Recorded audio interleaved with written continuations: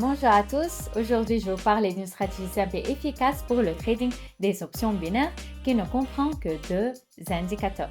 Si vous souhaitez augmenter votre rentabilité et rendre votre trading plus confiant, alors cette vidéo est pour vous. Nous analyserons comment utiliser correctement ces outils pour prendre des décisions plus éclairées et minimiser les risques. Il ne vous reste plus qu'à découvrir son fonctionnement, détendez-vous et profitez. Le lien vers le courtier où j'échange se trouve dans la description. Allons-y. Alors, avant d'échanger, nous devons ajouter deux indicateurs au graphique. Accédons à la section des indicateurs. Le premier indicateur dont nous avons besoin, il s'agit de Williams Oscillator. Il est tout en bas. Le deuxième indicateur est fractal et situé dans le premier onglet. Nous laissons les paramètres des indicateurs tels quels. Voyons maintenant comment gagner de l'argent et quelle est notre stratégie. Le premier indicateur que nous utiliserons est l'indicateur Williams Oscillator. Cet indicateur est situé en bas de notre graphique. Il représente une certaine gamme dans laquelle évolue notre graphique. Dans cette gamme, nous avons deux niveaux marqués par des lignes rouges. Le niveau supérieur est le niveau de surachat et si le prix entre dans ce niveau, nous envisageons des positions pour une diminution.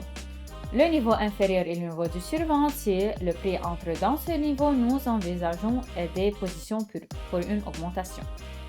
Cependant, pour revivre des accords, nous aurons déjà besoin de l'indicateur fractal. Fractal est un indicateur qui affiche certains signaux sur le graphique.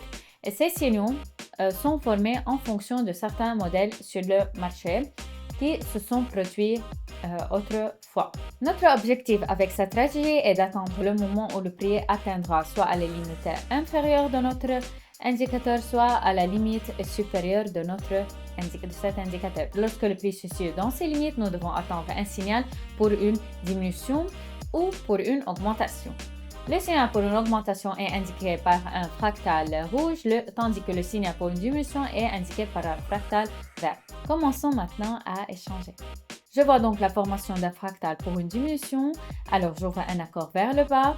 Dans cette situation, je constate que notre prix se situe à la limite supérieure de l'indicateur Williams. Cela affirme que dans ce cas, je conserverai probablement un mouvement vers le bas. Comme facteur de confirmation, je constate qu'on a un signal de fractal annonçant une diminution du prix.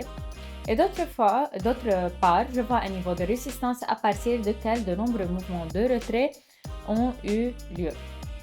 Ces mouvements de retrait me disent que ce niveau est fort, comme vous le constatez. Pour entrer dans un accord, j'utilise non seulement deux facteurs de deux indicateurs, en plus des facteurs de confirmation, j'utilise également des facteurs de confirmation que je vois sur le graphique. Sous forme de facteurs de confirmation, nous avons différents niveaux et formations de bougies. Le mouvement pour une diminution s'est donc produit et mon accord a été conclu. En plus, un excellent résultat passant. Je vois la formation d'un signal sur le fractal. J'ouvre un accord pour une diminution pour une minute. Dans cette situation, tout est aussi simple que possible. Je constate que le prix était au niveau de surachat. À partir de là, je m'attends à un mouvement de retrait pour une diminution. Je vois la formation d'un fractal sur cette bougie. Cette fractal me parle d'une diminution. Comme facteur de confirmation, je peux noter ce niveau de résistance à partir duquel il y a eu certaines réactions pour une diminution.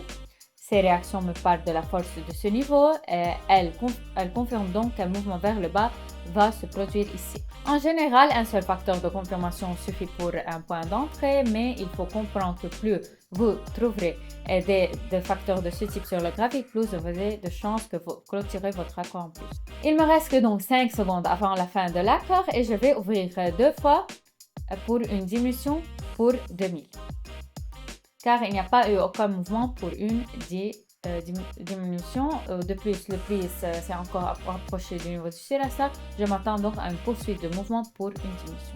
Je vous conseille également de respecter vos risques en trading. Vous devez comprendre que tôt ou tard, vous aurez un accord négatif et vous devrez vous y préparer afin de pouvoir ouvrir un recouvrement ou arrêter l'échange sans subir des pertes. Excellent, mon recouvrement s'est clôturé en plus, ce qui m'a permis de compenser les pertes de l'accord précédent et de réaliser un léger bénéfice. Excellent résultat, passons à autre chose. Je vois donc la formation d'un fractal pour une diminution, j'ouvre un accord vers le bas d'une minute. Dans cette situation, tout est aussi simple que possible. Je constate que notre prix est en dehors du niveau du surachat. Cela indique une diminution. Comme facteur de confirmation, je peux noter ici ce modèle. C'est le modèle de Doji, un modèle avec un grand nombre au sommet et un petit corps.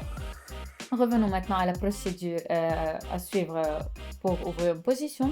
Tout d'abord, vous devez voir que le prix doit se situer à la limite supérieure ou inférieure de l'indicateur Williams. Deuxièmement, vous devriez voir un facteur de confirmation sous la forme d'un fractal.